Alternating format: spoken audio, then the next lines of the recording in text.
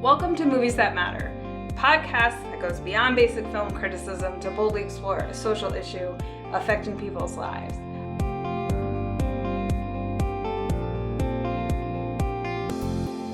I'm Nicole, and with me today is... Stacy. And what movie are we overanalyzing this week? We're overanalyzing I Saw the TV Glow. A classmate introduces teenage Owen to a mysterious late-night TV show, a vision of a supernatural world beneath their own. In the pale glow of the television, Owen's view of reality begins to crack. Okay, so I had a very sort of personal reaction to this movie, and it's part of why I wanted to do, why I selected it for your consideration. Okay. Is that my childhood was primarily spent in a dissociative state in front of the television in suburbia. Like, that is, when I watched this film, it felt very close to home.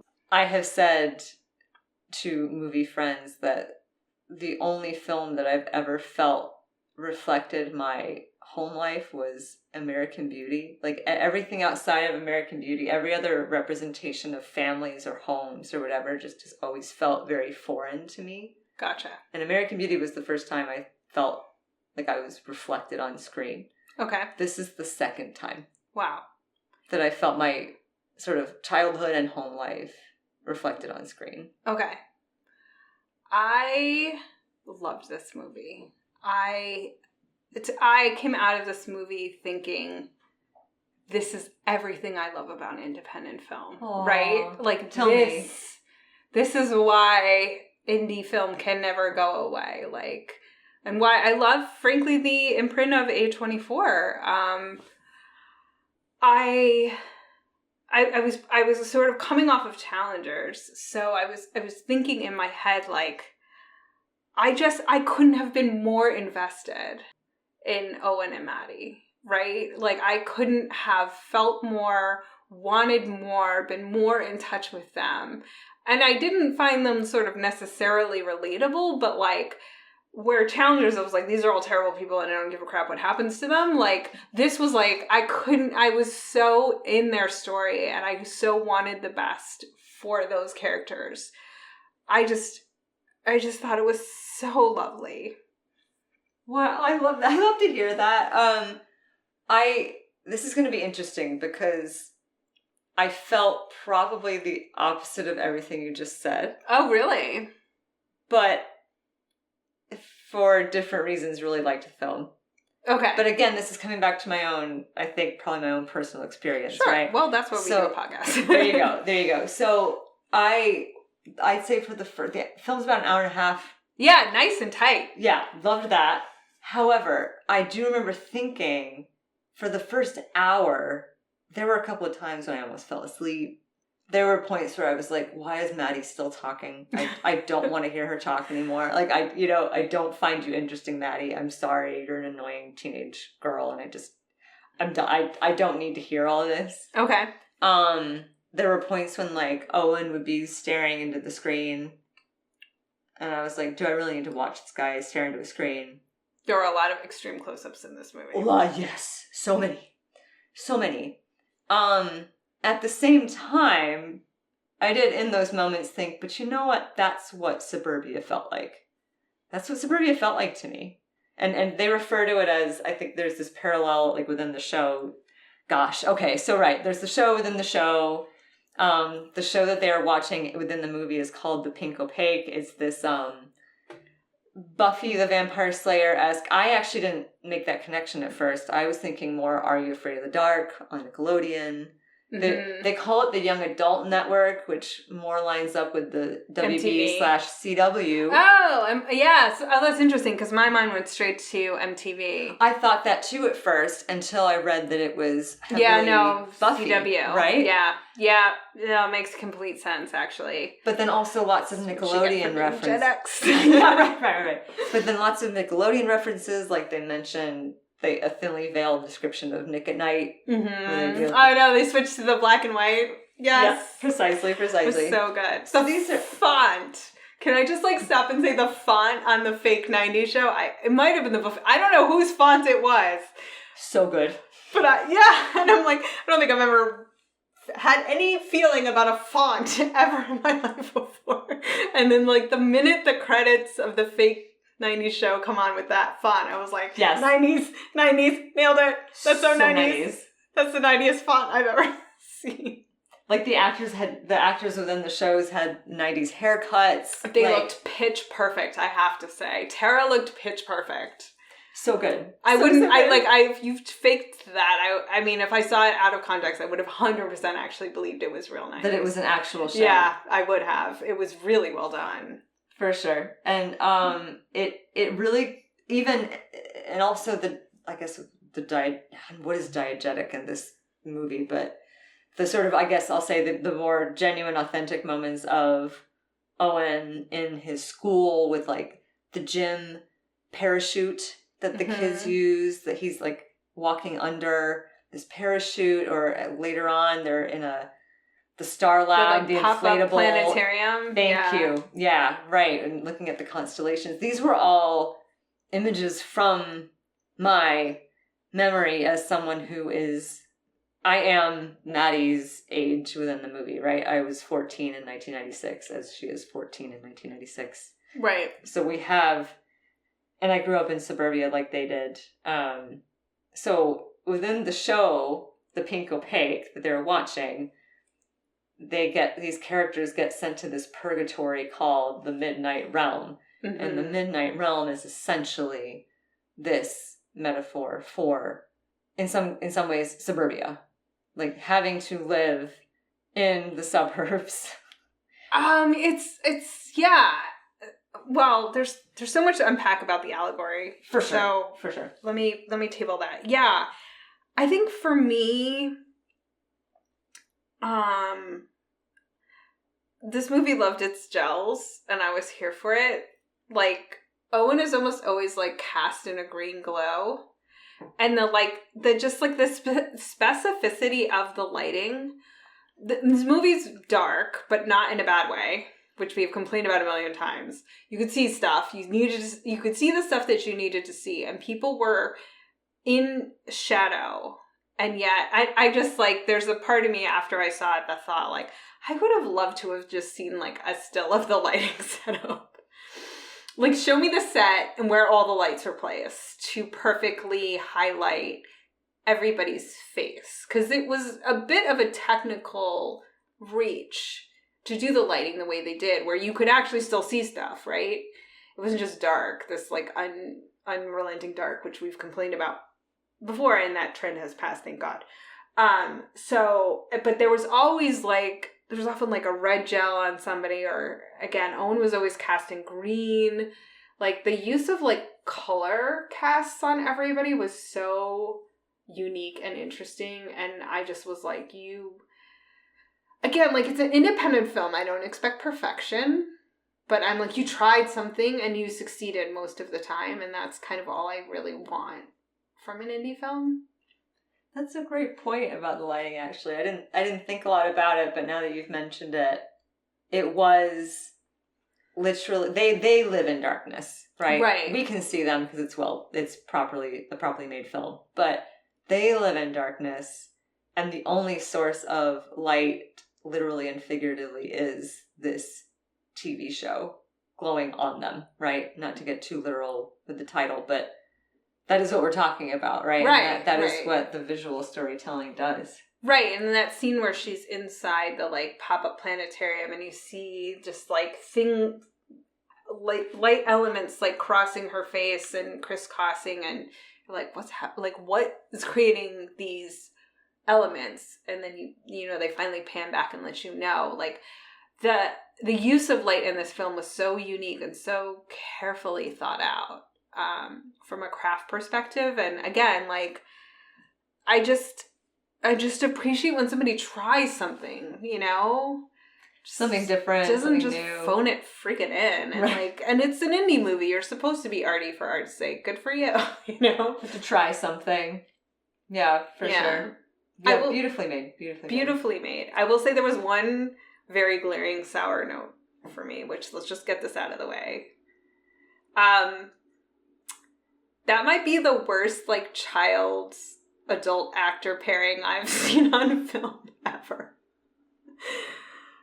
Young Owen was so utterly miscast. It just looked nothing like the older actor, and in fact was like, skin tone was completely wrong. Like, I was like, this is so hideously terrible. Like, I couldn't connect with young Owen because he just didn't look like old Owen.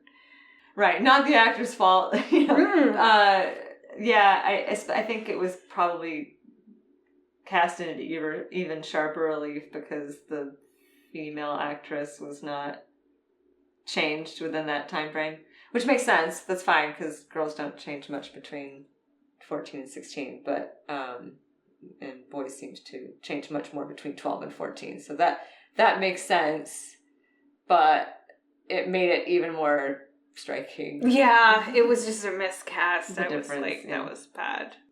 Yeah, like Owen, it does a lot with his face. Yeah, he does. Yeah. Or Justice Smith, like he really. I mean, he really carries the movie. Obviously, although I did love the performance by the actress who played Maddie. I thought she was great as well. But I was gonna say, like, for like it being like such a tight 90 minutes, there's not a lot of exposition. There's not a lot of Maddie's background in home life is kind of penciled in as is Owen's. But you feel like you know all you need to know. For sure. These are two traumatized young people, right? These are two kids with adverse childhood experiences. Maddie refers to getting her stepfather breaking her nose more than once. Owen's mother perishes from cancer. His father is withholding. You mean like it's a 10 o'clock bedtime on the weekends? Yeah, right. Yeah, that is interesting. If you have thoughts on that, I would like to hear them. I didn't know how to interpret that. It was heartbreaking to see after Owen loses the parent that he is clearly more connected to. He is left with this parent who barely looks at him. Right. Let alone speaks to him, which is tragic and can really mess with a young person, right? So these are two kids that are they've got to be in a dissociative state to survive. Like they won't make it out alive if they don't have this show to escape into. And I'm interested to hear what you think about this scene where Owen literally did he try to climb into the TV at one point and the dad has to physically pull him out? There's a few scenes that are just very surreal. There was a lot of, I felt a lot of David Lynch influence on this. So there were just these images that had a lot of emotional weight to them, but I wasn't always quite sure what was happening. You know. Right, so let's tackle the thing we've been not tackling, which is hard to avoid when you're talking about the movie. Okay. Which is the allegory, right? Yeah. This movie is a trans allegory. And that in and of itself, again, it's like what I want from indie film, and like what I was thinking, like, allegory is such a beautiful narrative technique that allows us to have objectivity about an issue where we might not be able to by putting it into you get the distance of allegory, accessibility, and then compassion, where again when we're too close to a situation we see our side too clearly. Allegory forces us to have compassion for the other often. And I was like, we both read this some of the description from the director where they were like, I just didn't want to tell a story about surgery and hormones and all these things. I just wanted to make an allegory of what it felt like to be trans. And again, what's so beautiful about putting into the allegorical space is that you're like, I just know what it feels like to be other. So I can relate to Owen regardless. But so yeah, you see these moments where he is getting sucked into being his authentic self. And boy, does Owen fight it with every fiber of his being. He does. And that time he was maybe going to go feel it, and then his dad is the one who, of course, who pulls him back. It's such this suburban, literally suffocating, right? Like that's the allegory, this suburban suffocating reality. Yeah, so I guess it's hard to discuss without outlining everything that happens in the narrative. I'll try not to get too exhaustive in that as we're speaking, but yeah, I think so. The between these two, I think we can call them, for most of the movie, they're children. Right. And later on, they are young adults. Later on in the film, they're young adults. Right. And one of them, so Maddie realizes before Owen does that they are the characters in this show that they've been obsessed with, that has been kind of been their lifeline emotionally. Right. And psychologically. And she also knows she's queer. She doesn't know how to express it. She doesn't know how to be queer. Right? That is sort of the journey into the pink opaque that she needs to take. But she's already a step ahead of Owen because she's already acknowledged that she's queer. Right? And Owen similarly, we're meant to read him as trans. Ace as well. No, he's trans. He's Isabel. But also asexual. Yeah, possibly. Right? So right. he, like when Maddie is mentioning to him that she likes girls, not boys, she asks him point blank, so do you like girls? Presumably as a way to connect. And Owen says, I don't know. I don't know. I think I just like TV. Yeah. Which is actually a very funny line. Right. But great. Yeah. But I feel like it left that space open for an asexual character. It did. And my first take was, is this an ace story? And it may still be an ace story. You can be more than one thing at the same time. But it is just someone who is so, as you said, like disassociated with who they really are. They have no ability to know one way or another. That's all. Yeah, that's a good point too. That's another read of it. Yeah. So there they are. Maddie comes to this realization first that she is actually Tara, the character from the show, and that Owen is actually Isabel, the other character in the show. And Owen... And they are connected on the psychic plane. That's right. They're connected on the psychic plane. They are both, according to Maddie, currently buried alive and choking on Luna juice. Right, from Mr. Melancholy. From Mr. Melancholy, the Moon Man. Right. Who looks strikingly like the moon face from Trip to the Moon from like 1916 or whatever. And also the Smashing Pumpkins video, Tonight, which was played during the movie at some point. Yes, it was, but it was a cover. It was a cover. That's right. So those connections are all, I guess, probably just the allusion to goth 90s alternative culture. Yeah. Right?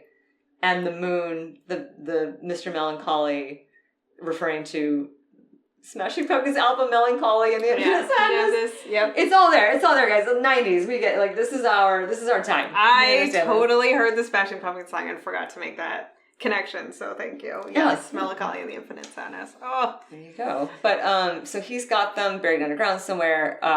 So I think that's kind of basically what we need to know to kind of continue discussing. That Maddie has come back from this place called the Midnight Realm, where they are held in a purgatory, a kind of almost cryogenic purgatory. And she's trying to get Owen/Isabel to wake up and come out of it and to break free of this grave that she is buried in. So Maddie asks Owen to leave with her twice in the film. That's right. Right? That's right. So when they are still teenagers and she's like, this town is going to kill me, I have to leave, come with me. And he panics and he does not go with her. He narcs. And then she comes back again and asks him to break free. And he doesn't do it that time either. And he says, I expected she would come back for me again and try again, but she never did. And I have to say, I wondered what your take of the scene in the fun center, the like Dave and Buster's, where he starts like panicking and he's like, I'm dying. Every fiber of my being thought Maddie was going to show up. Right. Every fiber of my being was like, he's having the realization, he's calling out to her. And I was like shocked. I was actually shocked she didn't come. Like, so when he was like, she never came again, but like, I still thought like she was going to come in that scene. Oh, so this is my asterisk, my exception from what I was saying earlier, that so for so much of the movie, it's very still, very quiet. We're either watching people watch TV or we're watching Owen watch Maddie talk about TV, right? So for a lot of it, I almost entered like a dissociative state. And then in that last scene that you just mentioned, where Owen has his breakdown and he is screaming that he's dying, he's having trouble breathing. And he just screams out in the middle of his workplace that he's dying. And everyone in the room just shuts down and just becomes non-reactive. And while he continues screaming for help. And that and the next scene where he's walking through... Apologizing for asking for help is one of the most upsetting moments I can think of that I've watched in a film. Yeah, I mean, it's so visceral to that point where but to me, it's so interesting because I was so curious to have your take on it, because for me, I was like, this is when Maddie's going to come back and save him. Like, I was so sure, and it didn't happen. And that threw me. That's so interesting. I think that expectation makes a lot of sense now that you're describing it. It didn't once occur to me. Yeah. I was just so in the moment with him, being so alone, suffering, vulnerable, crying out for help, and nobody giving, I can't think of a nice word to say here. A darn? Darn, thank you. About this person that they supposedly is in their community and that they work with, their coworker, their friend maybe. Just nobody cares. Nobody wants to hear it. The second he expresses any of this, they all just shut down and look away. That has significance for like sort of the plot within the movie, but I think it also is indicative of how a lot of people react to someone who is upset and asking for help. They shut down and they don't want to hear it, and like, you're making me uncomfortable. And that person, the one asking for help, winds up apologizing for disturbing their day. Right. And that was just so devastating to me, and true to life. And maybe because it felt so realistic, I did not expect anyone to come. I didn't expect anyone to come for him. Mm-hmm. I was shocked. I will say I was shocked when the movie ended there. I thought something would happen after. I thought there would be a wrap-up after that. Maybe that's more what you were picking up on and that I felt later. But yeah, I want to get into that. I will say, so I saw this at an Alamo. So when she like laid the check down, it was before that scene. I was like, really? Like, this movie can't possibly be ending soon. Mm-hmm. Mm-hmm. So There was some discourse about the ending. Okay. So, whether it was hopeful, whether it was bleak, like what people made of the ending. So, I'll let you go. Like, what was your take on what the actual ending was? It felt... I took the bleak reading of it. I thought that he... And I'm referring to he, this is the best I can do, is Isabel as she and Owen as he right now, to keep this straight. But, yeah. I felt like he had, as you said, twice rejected someone trying to help him out of his situation. And that friend was just not going to stay in hell with him anymore. That friend was not going to spend another minute in the midnight realm trying to convince their friend to get out of it with them. She had to live her life too. She couldn't spend it, waste it, die with him. She was refusing to die with him there in the midnight realm, and so she had to go. So she was gone. She just needed him to take one step towards her, right? Yeah. And he hadn't done it, and he had chosen, actively fought even, to maintain the status quo and to live out his days in misery in the midnight realm. And that was his choice, and that's what presumably was his fate. And that's how I read it. It was quite bleak. I'm glad to hear maybe that folks read it more optimistically. So, slightly more optimistically. Like, it's ultimately a sad story, but I think there's like two things. So, right, in the when they're still teaching their teenagers, when she asks him about if he likes girls or boys, he says to her, it's like somebody opened me up and scooped out a bunch of stuff, and it's all missing. And I don't have the courage to check and see what's gone. Right? He's like, I won't even look. And then you have the scene in the bathroom where he finally looks. That's true. Right? He finally is willing to see that, in fact, confirm in his head something is missing. Mm. Right? And then, the last line, it's written, but the last line of the movie is there's still time. Right? It's written in the chalk. I totally missed that. Yeah. I totally missed that. So I think it is not, no matter which interpretation you take, it's not the happiest of endings, right? Like, Owen is coming towards the end of his life. He's lived 60 plus years, we're not sure, as someone who's never been able to live as his authentic self. Or her authentic self. Again, it's weird with pronouns on this one. Just because of the nature of the allegory. Yeah.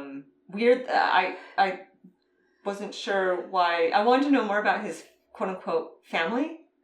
He says he has a family. At one point he says, and I got a family of my own. So he narrates his life as if he's in this 90s show. Right. Says he has a family of his own. And quote, they mean more than anything to me. Or something along those lines.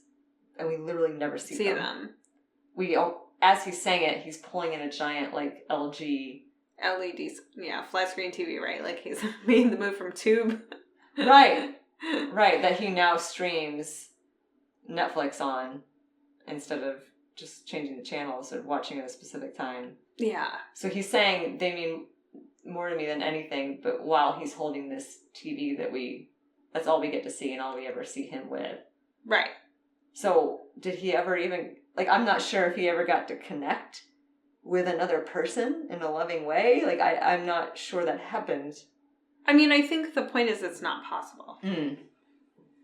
Can you ever really connect with somebody if you're not connected to yourself?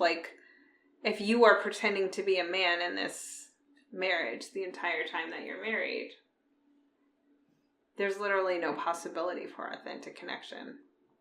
Right. That makes sense.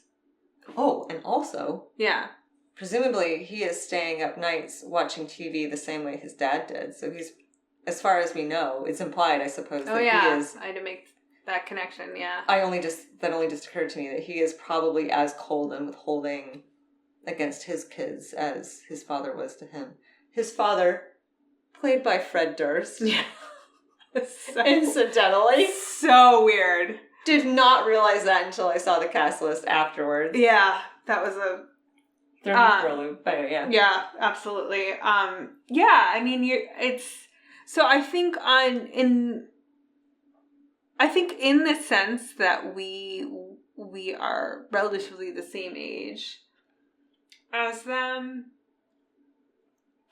I think that it is a bleak storyline that he's lived so long being unwilling to even entertain the idea that he is trans, but I also feel like it was good they said it in the past for that reason. You have somebody who's like, I don't even know how to look at this, right? Like, hasn't been given a vocabulary, hasn't been given a framework, doesn't have any other people's experiences to learn from. I didn't know anybody trans in 1996. I feel like I knew people. We knew what they were, who they were before there was a word for it. I mean, we're still using transvestite from Rocky Horror Picture Show, right? Like, well, in the cases I'm thinking of, it was like kids at school who we just felt like she's not really a girl, you know? She's not. She's just not, but she is. And like we could just, no one had told, I grew up in the South, guys, like, you know, Georgia suburb, like very conservative. No one was going to tell us what transgender was. Nicole is right. There was just this term of transvestite for, I guess, quote unquote men who dressed up as women downtown, like. Or J. Edgar Hoover, right? Sure, right. Guys with fetishes that are not transgender. You're like, that is not the thing now. They are like not a million years later, you're like, okay, he liked to wear women's underwear. Like that's not different. That's like not the thing. Yeah, that's like not the thing. But there, at the same time, there were people in my school, people that we knew, who were genuinely looking back. Now I have the vocab to say that was a transgender man or transgender boy, as the case may be. Right. But that at the time we just didn't. We didn't know what to call it. We just knew. Does that make sense? Yeah, it does. I just think it's like, but the vocab did matter, right? And if, you know, I was just listening to this podcast about the like fear mongering around trans kids and like, oh, everybody's trans now. So if you're a kid and you're like, oh, some people feel like they are the gender identity they were born with and some people don't, you're naturally going to be like, well, how do I feel about it? Right? Like, how could you not then be like, do I feel like a girl? Do I feel like a boy? Like, what do I feel like? Like, there's no way you're not going to entertain the thought, right? And so you're like, that seems perfectly healthy and normal. Like, let's not all freak out about that. And then, you know, at some point, because sort of statistically or whatever, you're like, okay, most people are going to end up being cis. And then some people are not. You know, like some of the kids are going to be like, oh, actually, yeah, now that I've thought about it, I feel a certain way. And there are going to be more of them because more of them have been allowed to entertain the notion, right? Like, it's a pretty radical thought. Like, way back in the day. Like I said, like, I just feel like we don't have a vocabulary for that. Like, I never once questioned my gender identity. Obviously partly because I'm cis, right? Right, yes. For sure, just saying that. But I'm saying, like, cis people will then question their gender identity at some point. If you're like, oh, some people question it, you're like, oh, okay. How do I feel about mine? I feel good about it. Cool. Like, where's... you know, like, it aligns, moving on. Right. But, like, I never had that internal discussion because it never occurred to me to have it, and I just didn't feel like anybody, you know, like, I just don't know anybody, again, because people were cis. Mm-hmm. And surely there could have been, and surely there were trans people that I was associated with. But it's like, you kind of do need the words, right? You do need the lexicon. You do need the entree. And as with so many things, you need someone who's been through it, who can say, like, when I was your age, I went through XYZ, I felt this and that and other thing. And then... You're normal. Within our community, everything you're feeling is normal. Completely right? Natural, yeah. Is that not the most important thing you could hear as a teen, like as a 13-year-old? 100%. You're okay. Yeah, you're not crazy. You're not crazy. Right. Yeah. And for, if you're a cisgender kid hearing that from a transgender person, then great. Now you have perspective on how someone else grew up and experienced things. Like, I don't think, like, what can be the harm in just hearing someone else's life experience? Exactly. You're like, what could be the harm? Yeah, and I think, like, that's kind of the second thing that is so powerful about this movie, and in the allegory is your chosen family, right? Your found family. That the whole idea is in this fake 90s TV show that, like, Tara and Isabel have this amazing psychic connection. They're, like, not even related, but they meet on the psychic plane, and they have found, like, sisterhood through themselves. And then you have Owen and Maddie have this connection, and again, like, you have to open yourself up to, once you are your authentic self, as many of us know, like, you may lose your blood family. You may lose those people. Yeah. They may fight you being that version of yourself. And so your chosen family, your community becomes your new family. And Owen is so disconnected, like, he cannot. He clings to his blood family, even though they're unaccepting of him, and he can't take the step forward towards Maddie, towards his chosen family, towards the people who are actually going to accept him for who he is. But their bond was so strong. Like, I really thought she was going to show up at the end. Yeah. But I thought that was such a lovely, again, allegory metaphor too, of, like, there are people here waiting for you on the other side if you just take the step. If you just make the connection. One of the weird aspects of this film is that it is a beautiful allegory, and at the same time it's also quite literal in the sense that these shows, for so many young people, and I remember feeling this way, this was quite literal for me. I remember feeling like the TV and the radio were this window to, and the director, is it Jane Shunbrun? Mm-hmm. And the director says that these shows were a window for these young people to see the world outside. Mm-hmm. The world that is possible, that they can be a part of, but also in a sinister way. And that's how the director puts it.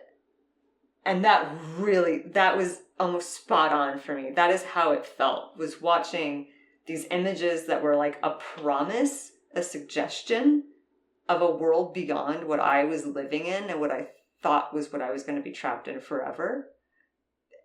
So, like, instilling all this hope, but at the same time in this very, like, dark, sinister undertone.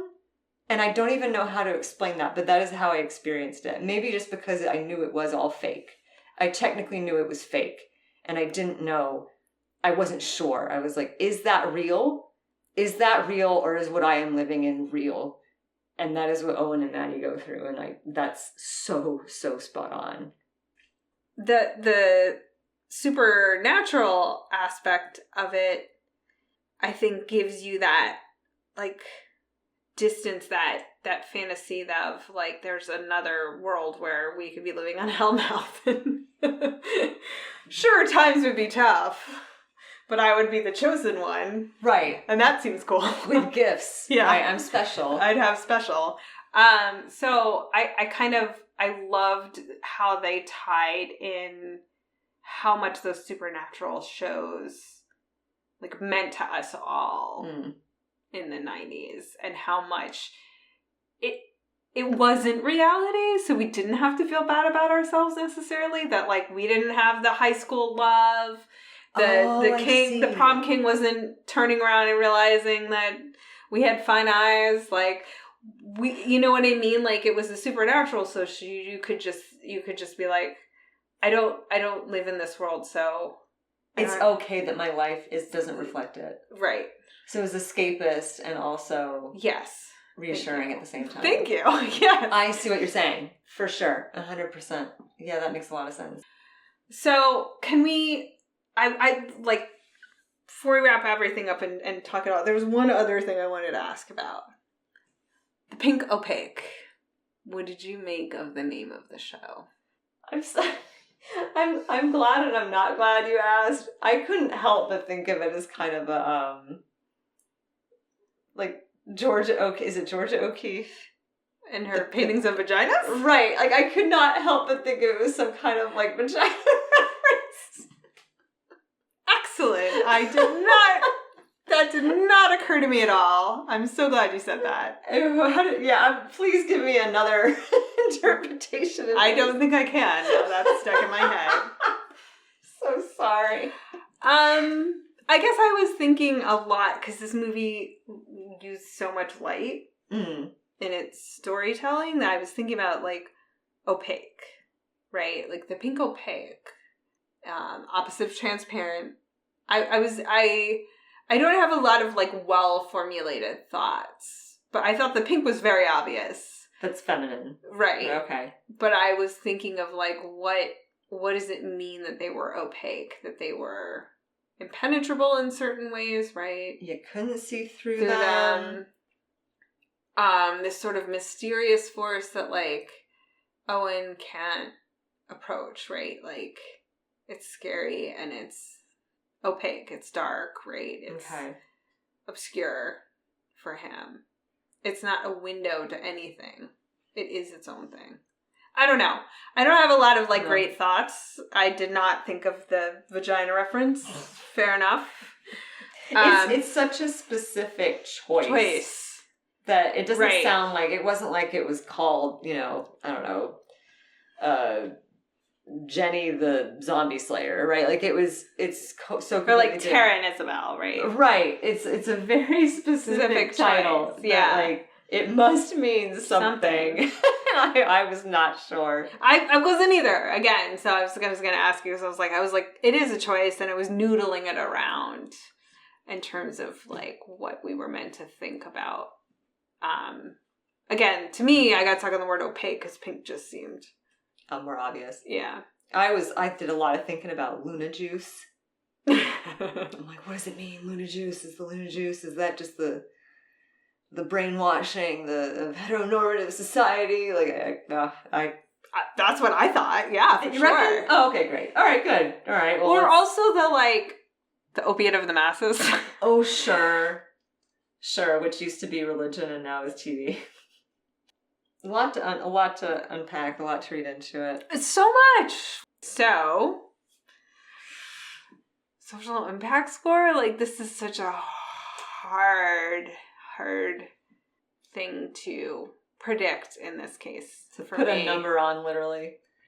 Yeah, for all the reasons you mentioned, it's complicated, right? It was on a limited number of screens. It's like you said, small indie film, modest budget, modest reach. But as we've been saying, if it reaches with only a few people, like if only one person watches this and it changed their life, like, right, it was their lifeline, then that's kind of, I mean, it's a 10 for them, right? It's a 10 for that person. Life as they knew it is gone forever. So I don't know. I guess I'll say, assuming that that's only true for a small number of people, I guess that's a 3. But then again, if this director has more influence on future films, closer to 4. Okay. So maybe an optimistic 4. Okay, I'm going with a very optimistic 7. Okay. Because, again, the craft of it, I thought it was so well done. So it gets a lot. It's just like, I can't give you less than a 5 for a movie that I thought was, for the most part, very well made. But who among us can predict a cult classic? Certainly not I. But if I've ever wanted a movie to be a cult classic, if I ever wanted this movie to be picked up on streaming and found by anybody. On TBS, on repeat, 20 years from now. No. For the whole generation of Gen Z or whoever comes after Gen Z to, like, have this be the movie that changes their... Like, for the people who thought it was a 10, whatever small cadre of them, I'm like, I want this to be true. I feel like this movie can really touch so many people. So I am, again, going wildly optimistic, as I did on the ending, and I just wanted to have a 7. So I am recommending Philosophy Tube on YouTube. Great trans creator. She has an episode nominally on Judith Butler, called The Most Misunderstood Philosopher in the World, but in all of the great content in the episode, she tackles something that has long bedeviled me. And I've talked about this in other episodes, where I'm like, how do you reconcile feminist theory of a post-gender world with trans advocacy? She kind of tackles, like, what it means to be in a post-gender world and what it means to be trans, and like, just head on just says, okay, I get it. Your theory is leading you this way, and here's my reality, and how do we reconcile these two things? And it was amazing, and I was so excited to see someone just put that out there in a really digestible way for people like me. Just after thinking about Owen and his fire and Mr. Melancholy, the moon kind of getting a bad rap. The moon's a villain in this. In real life, the moon is great. And is feminine. And feminine, thank you. Is a girl. Luna. La Luna. My recommendation is to get outside. The weather's great. Like, look at the moon. Stare into a fire. Be in the woods. Go for a walk. Get away from the TV. As much as we love movies, get away from the TV for a bit. And go enjoy the real world. Awesome. Well, we hope you enjoyed this episode. If you have big thoughts about what pink opaque meant, please leave a comment anywhere you can find us, where you get your podcasts.